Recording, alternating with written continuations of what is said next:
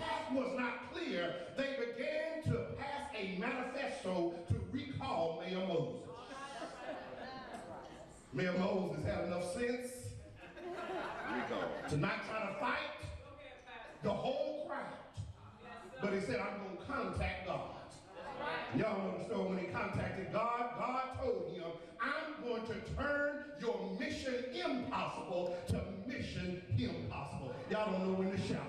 When you know that you get yourself between a rock and a hard place, the first thing that I'm going to tell you this morning is that you got to know who to call. I'm not going to call Ruth Ann, even though she's my friend. I know she got some good advice. I'm not going to call Tim, even though he can lift an organ by himself. I sometimes need somebody stronger than Tim. I'm not calling Mary Kay or Myra, even though I know they can get a prayer through. Every now and then I got to call the Lord and demand a meeting with the Father, the Son, and the Holy Ghost. And I got to ask the question, how do you turn your mission impossible into mission Himpossible?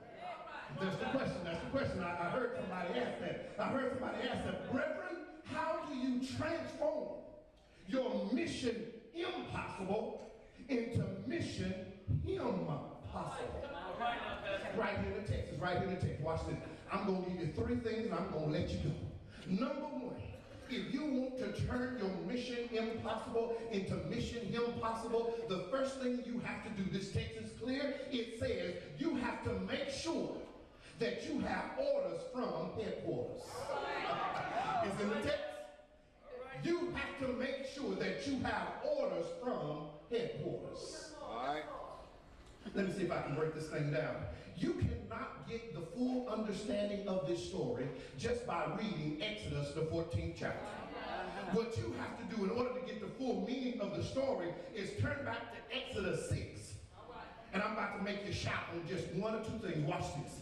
When you read Exodus 6, you will find over 30 times the Bible says, and the Lord said to Moses. Y'all don't know when to shout. I ain't been teaching y'all right. And the Lord said unto Moses, go tell Pharaoh to let my people go. And the Lord said unto Moses, tell Pharaoh, if you don't, I'm going to come after you. And the Lord said to Pharaoh, I'm going to send plagues like you've never seen before. And the Lord, all through from chapter 6 up to chapter 14, over 30 times the text says, and the Lord said to Moses.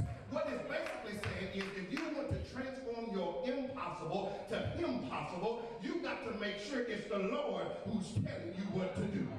I didn't say it was your boo. I didn't say it was Pookie. I didn't say Peaches read some book. I didn't say so-and-so went to some conference and came back with some literature from a preacher that don't know you and you don't know. I said every now and then you got to get down on your knees. You got to talk to God. Then shut up and let God talk back to you. And whatever the Lord tells you to do, the old folks say God said it, that settles it. You need to get orders from headquarters. And the problem with a whole lot of us in the church is that we are listening to everybody but the Almighty God. And I just got to tell a few folks that when you get orders from headquarters, you get some benefits that other folk cannot guarantee.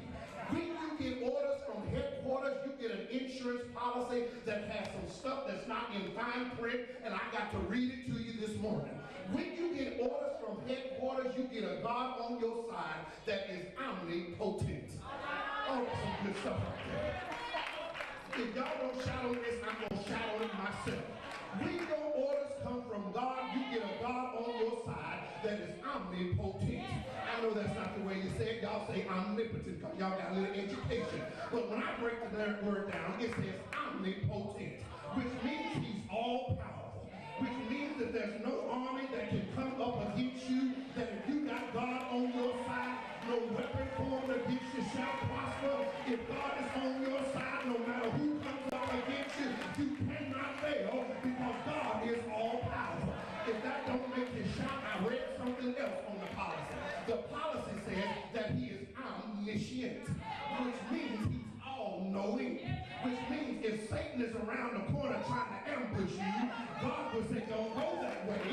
There's some sinners over there trying to ambush you. You need to go this way. The steps of a righteous righteous man are ordered by God.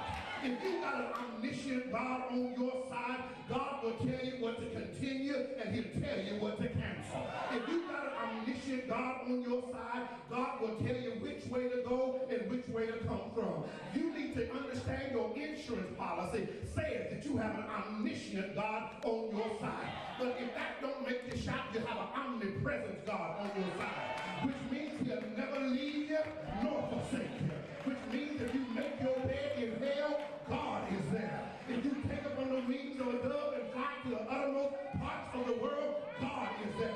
You can't get away from God. He's on the west side and he's on the east side. He's in South Hill and he's on Capitol Hill. He's on South Park and he's at City Park. No matter where you go, God is there. And if you got God on your side, try it if you want to, devil. When you got God on your side and you got orders from headquarters, you cannot fail, you will not fail, you shall not fail, because God will be with you, God will keep you, God will hold you, God will restore you, God will give you strength, God will build you up, God will stand you up, God will prop you up, God won't let you fall, God won't let you leave, God will be there every step. You have to make sure if you want to transform your impossible to Himpossible that you got orders from headquarters. Sit down, it ain't shouting time yet.